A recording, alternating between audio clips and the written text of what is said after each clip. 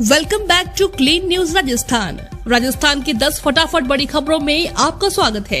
इससे पहले आप न्यूज को कहां से देख रहे हैं हमें कमेंट्स में बताना बिल्कुल न भूलें। साथ ही वीडियो को लाइक और चैनल को सब्सक्राइब भी करें।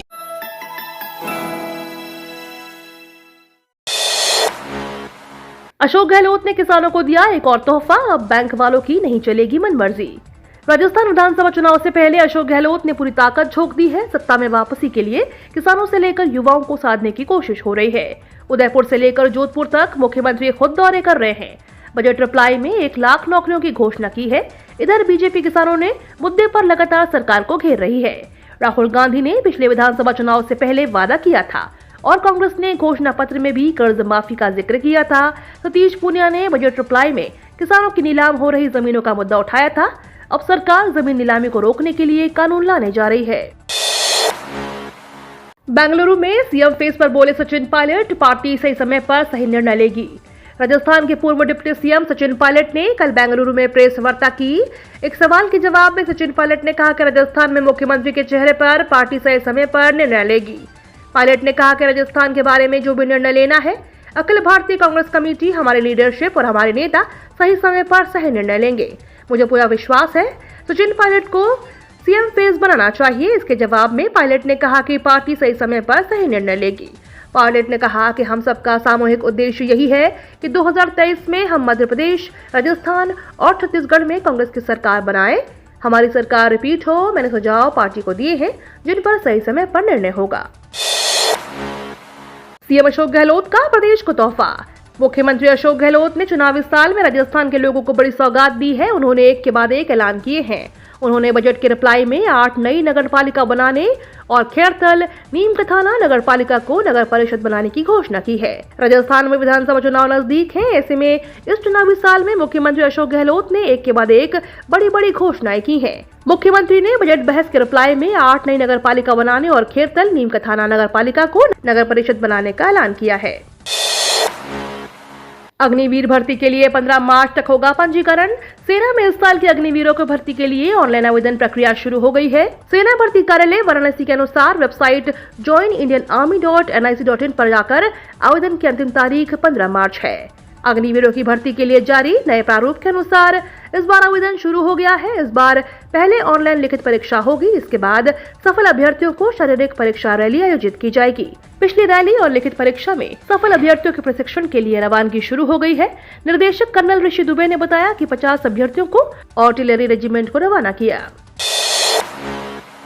सजाए जाएंगे काशी के फ्लाईओवर और फुट ओवर ब्रिज। नगर निगम को मिला करोड़ों का बजट। G20 की तैयारियों के मद्देनजर नगर निगम को 4 करोड़ रुपए मिल गए हैं। इस धनराशि से शहर के सुंदरीकरण का कार्य जल्द शुरू होगा। शहर को सजाने संवारने में स्थानीय संस्थाओं की मदद ली जाएगी। इसके लिए कई संस्थाओं से संपर्क किया गया है। बाबतपुर एयरपोर्ट से BHQ के बीच पड़ने वाले सभी फ्लाईओवर और फुट ओवर ब्रिज सजाए जाएंगे। नगर निगम की ओर से शहर में लैंडस्केपिंग का कार्य कराया जाएगा। इसके अलावा हॉर्टिकल्चर से जुड़े कार्य कराने की योजना है। सड़क किनारे पेड़ पौधे लगाए जाएंगे। प्रमुख चौराहों पर आकर्षक लाइटिंग और फव्वारे की व्यवस्था होगी। गंगा घाटों पर फसाड लाइटिंग कराई जाएगी। होली में आटा मैदा ही नहीं, सरसों तेल भी होगा सस्ता। इस बार होली में छक्कर, पुआ, पूड़ी, गुजिया आदि खा सकेंगे। ये पकवान जिनसे बनते हैं वे सभी सामान सस्ते हो रहे हैं। होली में आपको गेहूं का आटा और मैदा तो सस्ता मिलेगा ही, सरसों तेल भी सस्ता मिलेगा। पिछले दिनों आटा और मैदा की कीमतों में आई तेजी को देखते हुए सरकार ने FCI को खुले बाजार में गेहूं ज्यादा बेचने का निर्देश दिया है। FCI ने ऐसा करना भी शुरू कर दिया है। सरकार का कहना है कि होली तक आटे की कीमत में उल्लेखनीय गिरावट आएगी। अब सरसों का तेल भी सस्ता होना शुरू हो गया है। SBI ने सीनियर सिटीजन के लिए शुरू किया खास योजना। भारतीय स्टेट बैंक ने हाल ही में SBI अमृत कलश योजना शुरू की है, जो एक सीमित अवधि की फिक्स डिपॉजिट योजना है जो ग्राहकों के लिए आकर्षक रिटर्न प्रदान करती है। यह योजना सामान्य नागरिकों के लिए 7.10% की ब्याज दर प्रदान करती है, जबकि वरिष्ठ नागरिक अतिरिक्त 0.50% ब्याज दर का लाभ उठा सकते हैं, जिससे उनका रिटर्न 7.60% हो जाता है। इसके अलावा बैंक के कर्मचारी और पेंशन भोगी अतिरिक्त 1% ब्याज के लिए पात्र हैं। हज के लिए ऑनलाइन आवेदन शुरू। 10 मार्च तक ऐसे करें आवेदन।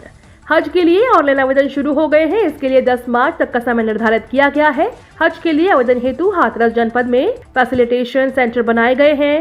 हाथरस के जिला अल्पसंख्यक कल्याण अधिकारी जहीर अब्बास ने बताया कि हज 2023 के लिए ऑनलाइन आवेदन करने व प्रपत्रों को अपलोड कराए जाने की हज ई सुविधा केंद्र, हज फैसिलिटेशन सेंटर स्थापित किए जाने के निर्देश दिए हैं।